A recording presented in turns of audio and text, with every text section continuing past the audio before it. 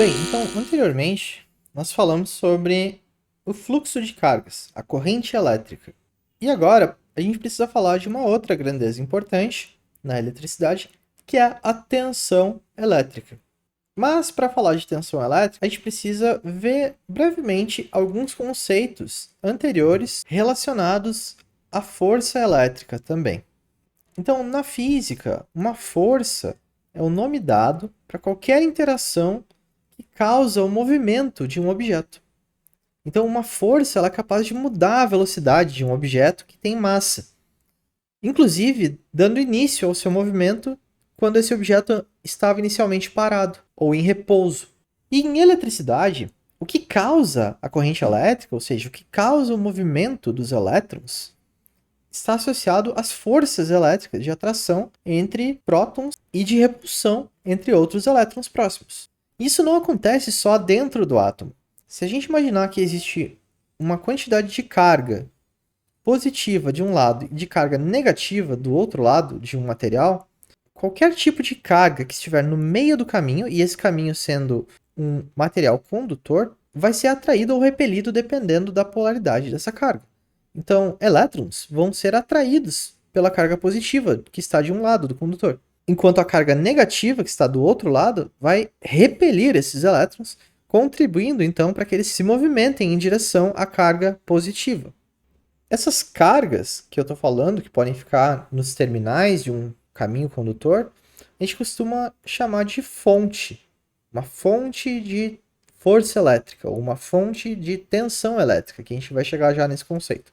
Então, essas fontes são, por exemplo, pilhas, baterias ou algum dispositivo de alimentação de um circuito elétrico que geram essas polaridades, ou seja, essas cargas opostas em pontos extremos do condutor, forçando com que elétrons livres se movam na direção que foi estipulada ali, de acordo com a polaridade dessa fonte.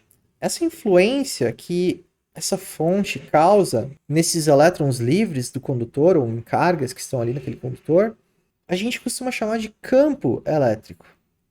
Então, enquanto a força é de fato a atração e a repulsão entre as cargas, que faz com que essas cargas que estejam livres se movimentem, o campo elétrico nada mais é do que a intensidade de força por unidade de carga.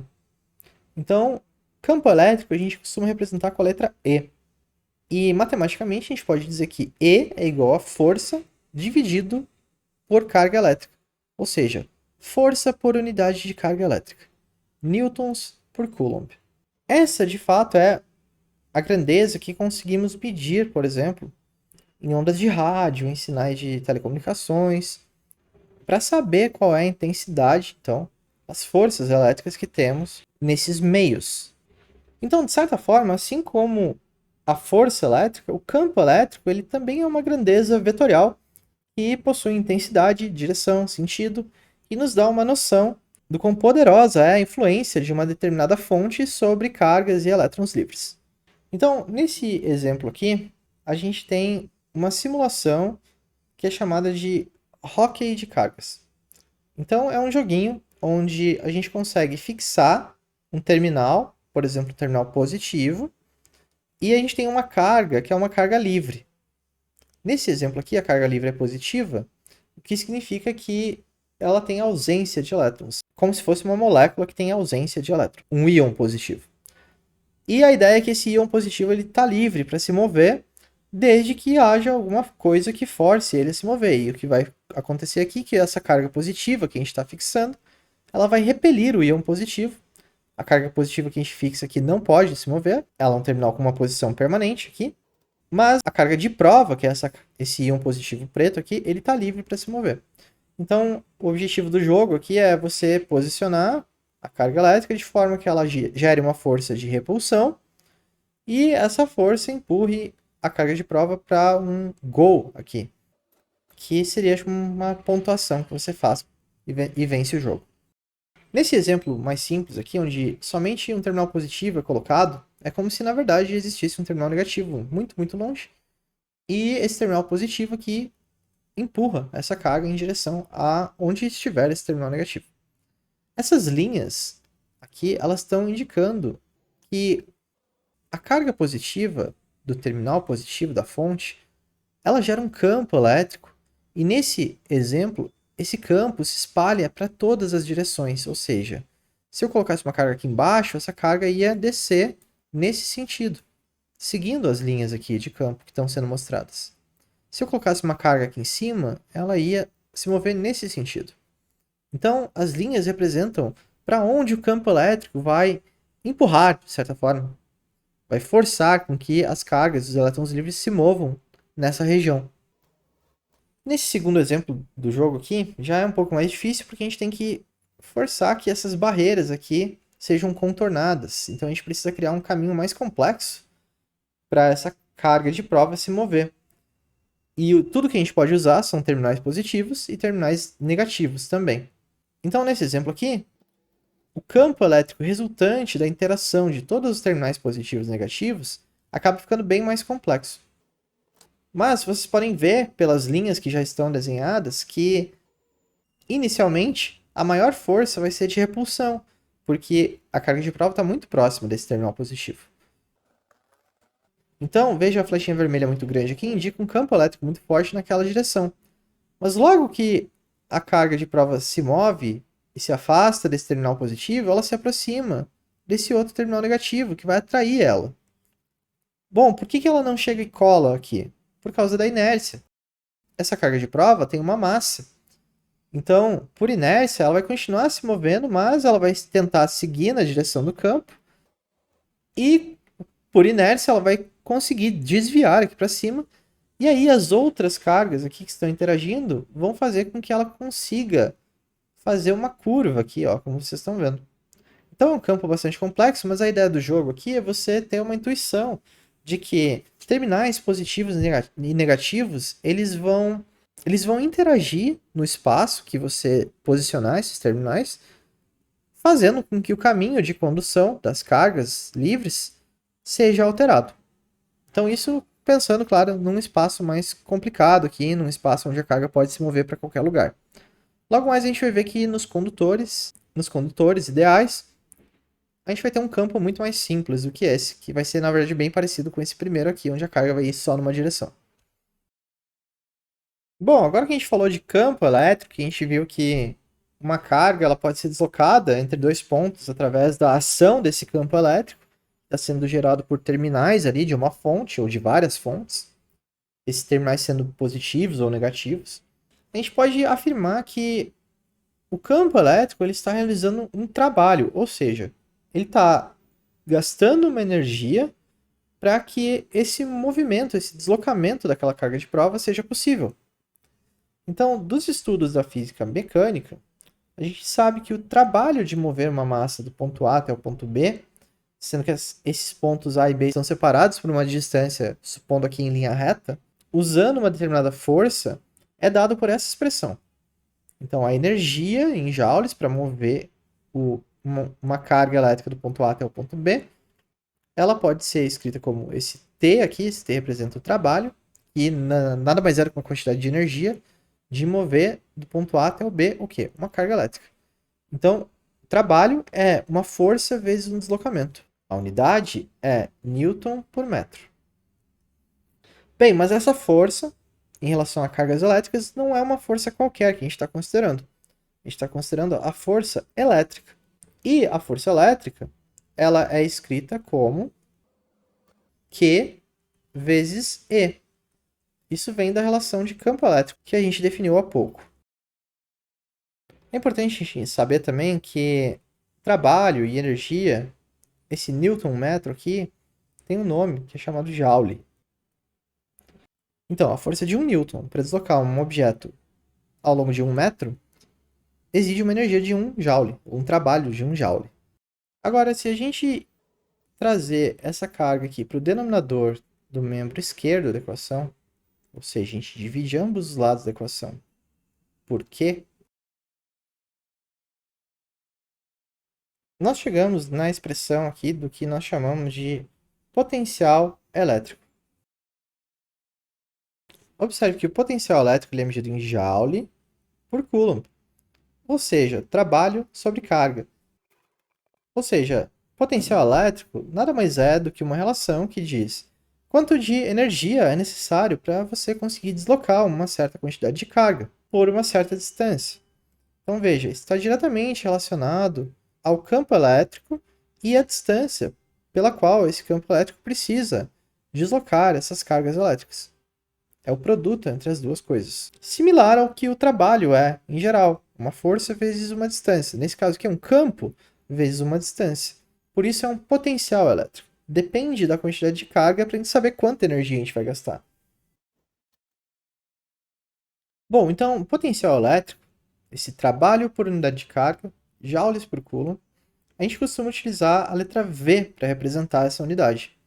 Então, assim como a unidade ampere, que foi dada em homenagem ao cientista André-Marie Ampère, para representar a corrente elétrica em coulomb por segundo, aqui também tem uma homenagem através da unidade volt, que foi dada a Alessandro Volta, que é um cientista italiano, um físico italiano, que também é acreditado por ter inventado a pilha de Volta, uma das primeiras pilhas eletroquímicas estudadas na ciência.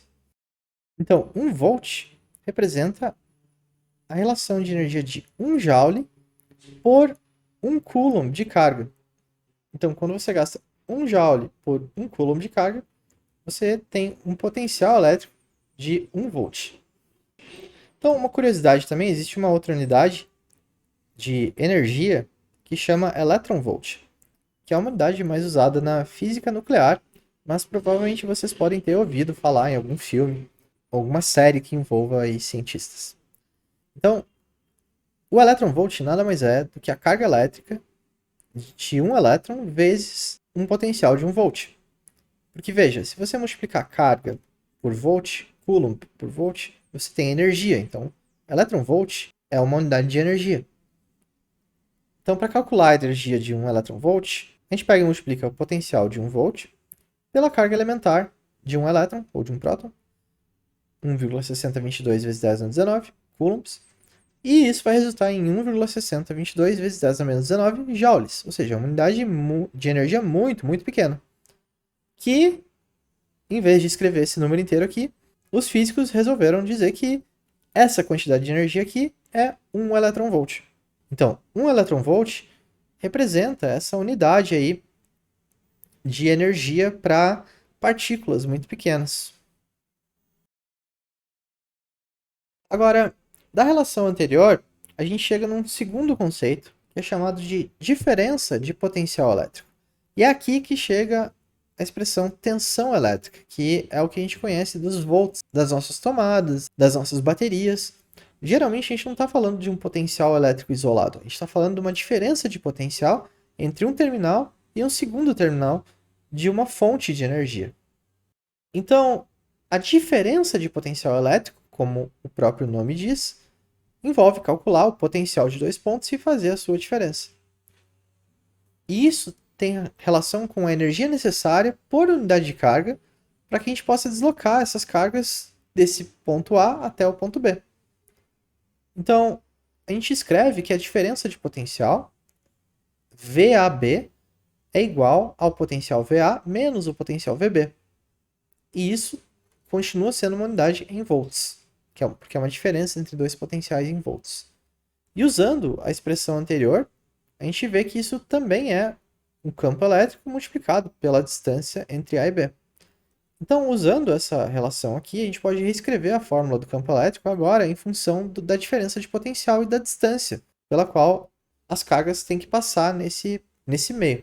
Então, o campo elétrico também pode ser escrito como uma relação de diferença de potencial por distância entre dois pontos A e B. E aí a unidade do campo elétrico fica até mais fácil de entender, ela vai ser volt por metro. Então, para a gente entender agora definitivamente como que funciona o campo elétrico nos condutores de corrente contínua, que é o nosso foco aqui dessa disciplina, vamos imaginar que a gente tem um terminal aqui, que é uma placa com um potencial elétrico positivo.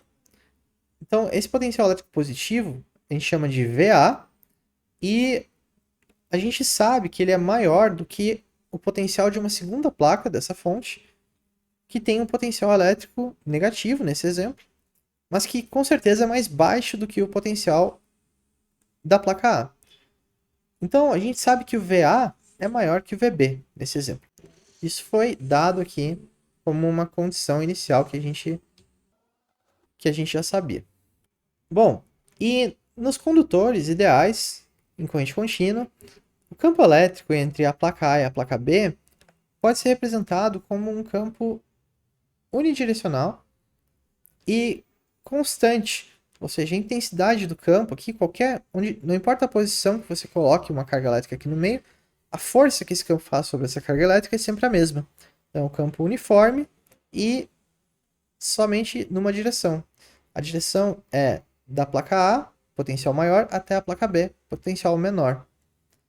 Então, a tendência é que as cargas sejam deslocadas entre a placa A e a placa B. Claro que, se a gente está falando de elétrons, se a gente colocar um elétron aqui, ele vai se deslocar em direção contrária ao campo elétrico. Então, isso é uma coisa que a gente tem que prestar atenção. Os elétrons eles se deslocam na direção contrária do campo elétrico. Agora, cargas positivas, a gente pode imaginar que um elétron se deslocando na direção contrária do campo elétrico é como se fosse uma carga positiva se deslocando na direção do campo elétrico, ou seja, do potencial maior para o menor. Isso aqui, a gente vai ver em breve que tem a ver com o sentido convencional que é adotado para a corrente elétrica. Que a gente diz que a corrente elétrica sai do terminal positivo de uma fonte e vai para o terminal negativo.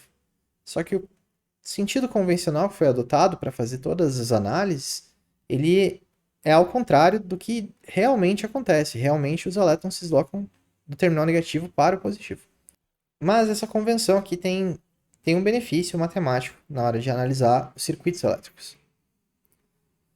Bom, então nesse exemplo, foi dado que o potencial A tem 10 volts e o potencial B tem menos 5 volts. E que a distância entre A e B é de 10 milímetros. Cada quadradinho aqui ó, tem uma largura de 1 milímetro. Tem 10 quadradinhos daqui para cá. Então a gente sabe a distância, a gente sabe os potenciais de cada uma das placas e a gente pode calcular a diferença de potencial nesse caso. Então, 10 menos 5 volts é igual a 15 volts. Normalmente, na prática, a gente não sabe o potencial individual de cada terminal, mas a gente usa um dispositivo chamado voltímetro e a gente consegue medir a diferença diretamente. Então, se a gente estivesse no laboratório, a gente poderia medir diretamente a diferença de potencial entre as duas placas e ia ver esses 15 volts aqui. Bom, como tem 10 milímetros aqui, entre uma placa e outra, o campo elétrico vai ser a diferença de potencial dividido pela distância. Então, é 15 volts dividido por 10 milímetros. Isso é 1,5 volt por milímetro. Mas a gente tinha falado antes que a unidade era dada em volts por metro, né? Convertendo ali o denominador para metros, são 1.500 volts por metro. Então, é um campo relativamente intenso aqui em volts por metro. É importante notar também que, conforme a gente vai se afastando da placa A em direção à placa B, no campo elétrico uniforme, o potencial elétrico vai caindo, ele vai diminuindo, porque ele vai começar no potencial mais alto e quando a carga chega lá no final, ela está num potencial elétrico bem mais baixo. E esse princípio acontece em todo o circuito, todo o caminho onde há corrente elétrica. A tendência é que do terminal mais positivo até o terminal mais negativo, a gente tem uma queda de tensão elétrica, ou queda de potencial elétrico, ao longo do caminho.